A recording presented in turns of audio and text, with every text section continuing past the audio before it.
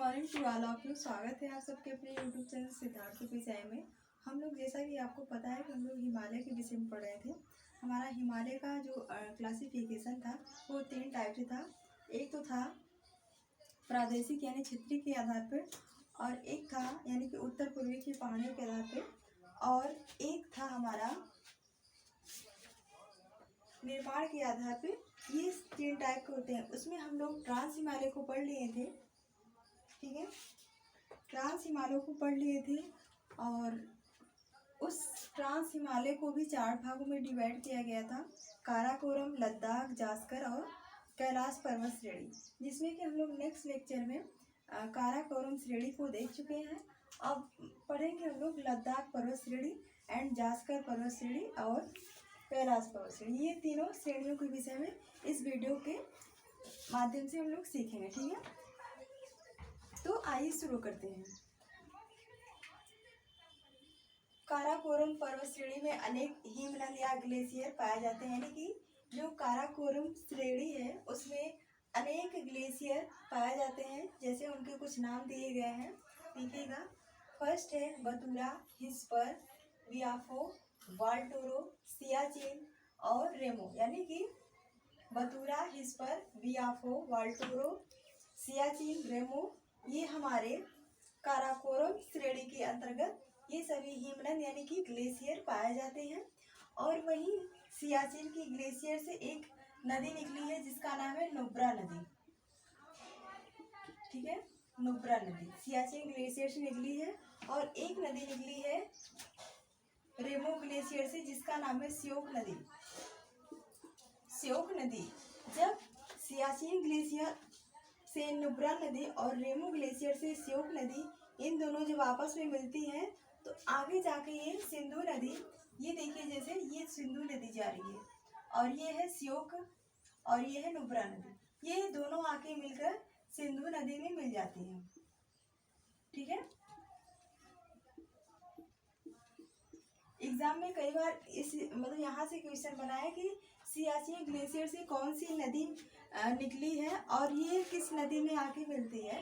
तो आपको अगर पता होगा तो देखिएगा, जैसे सियाचिन ग्लेशियर से नुब्रा नदी निकली है और रेमो ग्लेशियर से श्योक नदी, ये दोनों आगे सिंधु नदी में मिल जाते हैं, ठीक है।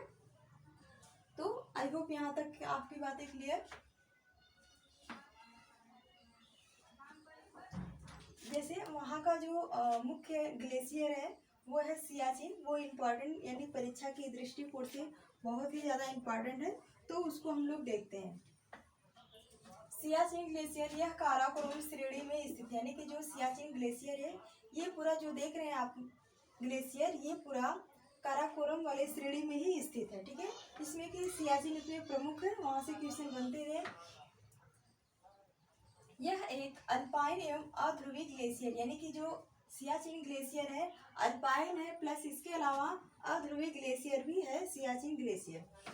यह विश्व का सबसे बड़ा अल्पाइन ग्लेशियर, यानी कि विश्व स्तर पे अगर इसको देखा जाए तो ये 2nd नंबर पे आता है हमारा सियाचिन ग्लेशियर। इसके अलावा जो फर्स्ट पे आएगा वो है हमारा फ्रेट चैन का फ्रेट चैन, ठीक है। ये जो कि वहाँ पड़ता है तजाकिस्तान में, फ्रेट चैन ग्लेशियर, ये फ्रेट चैन ग्लेशियर तजाकिस्तान में पड़ता है। और सियाचिन की बात की जाए, यह विश्व का सबसे ऊंचा युद्ध स्थल है। इसके अलावा यहाँ पे 1984 में एक ऑपरेशन चलाया गया था जिसका नाम था मेघदूत, ऑपरेशन मेघदूत, ठीक है। ये 1984 में चलाया गया था।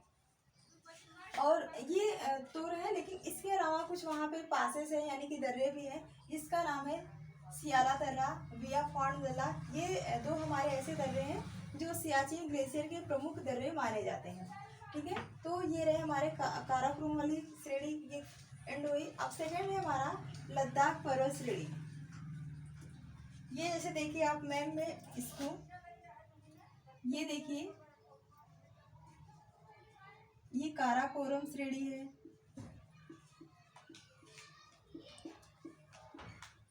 काराकोरम श्रेणी। इसके अलावा ये है लद्दाख पर्वत श्रेणी।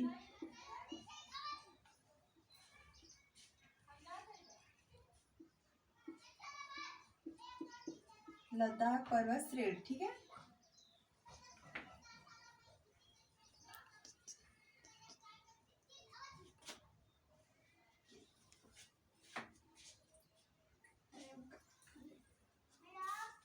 लद्दाख पर्वत श्रेणी। और ये है हमारा जास्कर पर्वत श्रेणी।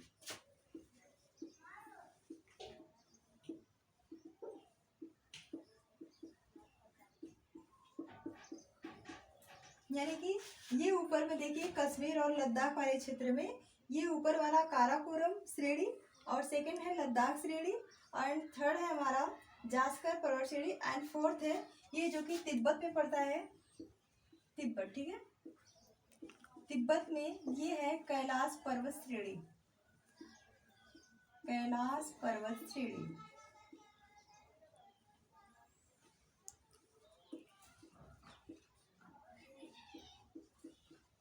ठीक है। इसके अलावा देखिए जैसे हम लोग सियाचिन को क्लियर कर चुके हैं। अब सेकंड है हमारा लद्दाख पर्वत श्रेणी। यह है काराकोरम जास्कर पर्वत श्रेणी के मध्य में स्थित, यानी कि जो काराकोरम देखिए मैप में, काराकोरम और जास्कर पर्वत श्रेणी के मध्य में हमारा लद्दाख पर्वत श्रेणी है, ठीक है।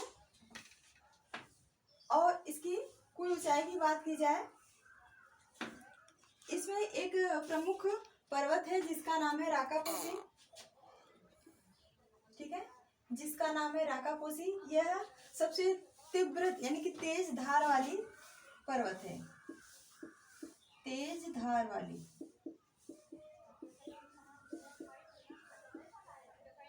यानी कि ये जो चोटी है वो तेज धार, सबसे तेज धार वाली चोटी है। इसके अलावा देखिए इसकी कुछ कुल लंबाई की ऊंचाई की बात की जाए तो ये है 7788 किलोमीटर इसकी कुल ऊंचाई है। 7788 किलोमीटर इसकी राकापोसी की टोटल ऊंचाई है। ये विश्व की सबसे तेज धार वाली चोटी, यानी कि पढ़ लिए। इसके अलावा अब पढ़ेंगे लद्दाख पर्वत श्रेणी के बारे में, ठीक है। यह काराकोरम जास्कर श्रेणी के मध्य में स्थित, मैप में इसको देखिएगा, जैसे देखिए ये है हमारी काराकोरम पर्वत श्रेणी, और ये है लद्दाख पर्वत श्रेणी, और ये है जास्कर, यानी कि काराकोरम और जास्कर के मध्य में है लद्दाख पर्वत श्रेणी, ठीक है। नेक्स्ट पॉइंट, इसकी सबसे ऊंची चोटी राकापोसी, यानी कि जो लद्दाख पर्वत श्रेणी है इसकी जो हाईएस्ट पीक है वो है राकापोसी। इसकी टोटल जो हाइट है यानी कि ऊंचाई है वो 7788 किलोमीटर। ये विश्व की सबसे तेज धार वाली चोटी, यानी कि जो राकापोसी है यह विश्व स्तर पे देखा जाए तो इसको सबसे तेज धार वाली चोटी के नाम से जानते हैं, ठीक है। ये हिमालय के वृष्टि छाया क्षेत्र में ही आता है, यानी कि साथ ही साथ जो इसकी जो तेज धार वाले के साथ होने के नाते भी यह वृष्टि छाया क्षेत्र में भी आता है। खारे पानी की झील यहाँ पर पाई जाती है, यानी कि जो खारे पानी की झील है वो लद्दाख में ही हमें देखने को मिलती है, और जो पयोंगसोक जो झील है यहीं पे है, जो कि हमारे मतलब इंडिया और चाइना के मध्य में विवादित ये झील है। यहीं पर उच्च गुणवत्ता वाला कोयला एंथ्रासाइट पाया जाता है, यानी कि जो कश्मीर वाला क्षेत्र है, लद्दाख वाला क्षेत्र है और कारगिल वाला, इन्हीं एरिया में हमारा जो सबसे उच्च गुणवत्ता वाला जो एंथ्रासाइट कोयला है यहीं पे हमें देखने को मिलता है, ठीक है। इसके अलावा अन्य भी खनिज पाया जाता है, लेकिन जो अच्छी गुणवत्ता वाला जो कोयला है वो ज़्यादा मतलब पूरी इंडिया में अगर बात की जाए तो यही हमारे कारगिल, कश्मीर, लद्दाख वाले क्षेत्र में देखने को मिलते हैं। इस श्रेणी में खारदुंग-ला एंड दिनार-ला दर्रा स्थित, यानी कि जो जैसे देखिए सियाचिन में सियाला दर्रा, वियाफॉन दर्रा, ठीक उसी प्रकार हमारे लद्दाख पर्वत श्रेणी में खारदुंग-ला एंड दिनार-ला ये सभी दर्रे स्थित, यानी कि पासेस। भारत का सबसे ठंडा स्थान लद्दाख, यानी कि भारत की अगर बात की जाए, यानी कि एग्जाम में कई बार पूछा है कि जो अभी रिसेंटली कुछ एग्जाम हुए थे, उसमें पूछा था कि भारत का सबसे ठंडा प्रदेश कौन सा है, तो हमारा हो जाएगा लद्दाख। ठीक है, इस चीज को आप जरूर याद रखिएगा। अब ये हमारा लद्दाख हो गया। बढ़ते हैं नेक्स्ट पॉइंट की तरफ, जो कि हमारा जास्कर पर्वत श्रेणी है। काराकोरम भी हो गया, लद्दाख भी हो गया। अब हम पढ़ेंगे जास्कर पर्वत श्रेणी के बारे में। यह ट्रांस हिमालय की सबसे दक्षिणी पर्वत श्रेणी, यानी कि ये सारे तो ट्रांस के अंतर्गत ही आते हैं, लेकिन ट्रांस का सबसे दक्षिणी हिस्सा है वो है जास्कर पर्वत श्रेणी।